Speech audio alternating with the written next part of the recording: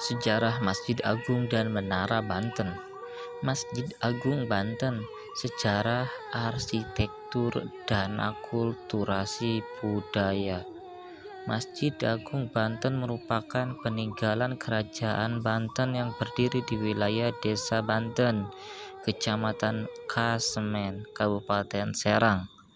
Masjid bersejarah ini dibangun pada abad ke-16 pada masa pemerintahan Sultan Maulana Hasanuddin 1552 sampai 1570. Sultan Maulana Hasanuddin adalah raja pertama Kesultanan Banten yang juga putra dari Sunan Gunung Jati. Masjid Agung Banten menjadi salah satu bukti kejayaan kota pelabuhan Banten yang masih berdiri hingga saat ini. Meski keadaannya tidak seperti pada saat didirikan, tetapi kondisinya tetap terpelihara dengan baik. Setiap harinya Masjid Agung Banten ramai dikunjungi oleh para peziarah dan wisatawan. Para pengunjung dapat menikmati peninggalan bersejarah kerajaan Islam di Banten, serta melihat keunikan arsitekturnya yang merupakan bentuk akulturasi budaya Hindu, Jawa, Cina, dan Eropa. Sejarah berdirinya Masjid Agung Banten. Masjid Agung Banten pertama kali didirikan pada masa pemerintahan Sultan Maulana Hasanuddin. Pembangunan kemudian dilanjutkan oleh putranya, Sultan Maulana Yusuf, yang menjadi raja kedua Kesultanan Banten. Pada periode ini Masjid Agung Banten dibangun dengan gaya Jawa, sebuah pesantren atau ruang untuk salat yang berada di samping kemudian ditambahkan pada masa pemerintahan Raja ketiga Sultan Maulana Mahmud tahun 1580 sampai 1596.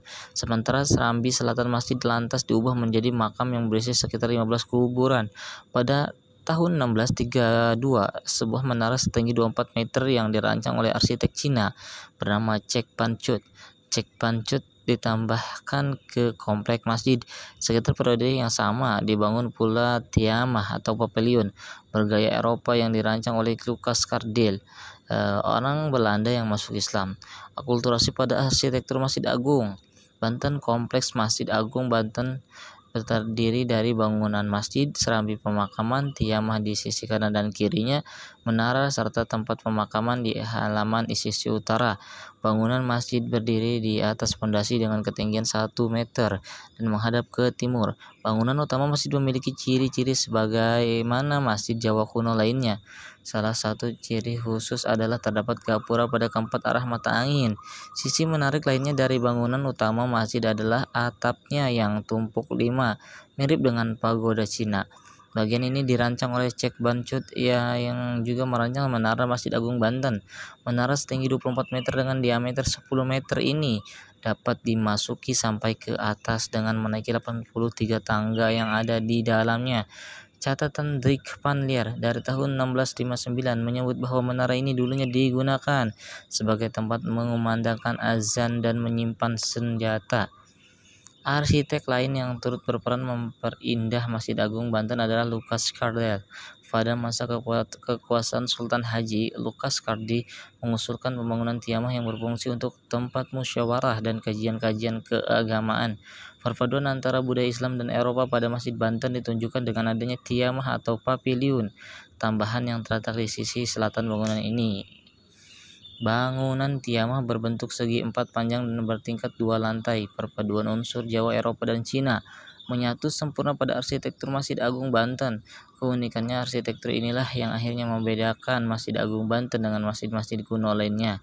Aktivitas sosial budaya di Masjid Agung Banten terdapat 3 area utama pada komplek Masjid Agung Banten, yaitu bangunan masjid, tiamah, dan area pemakaman.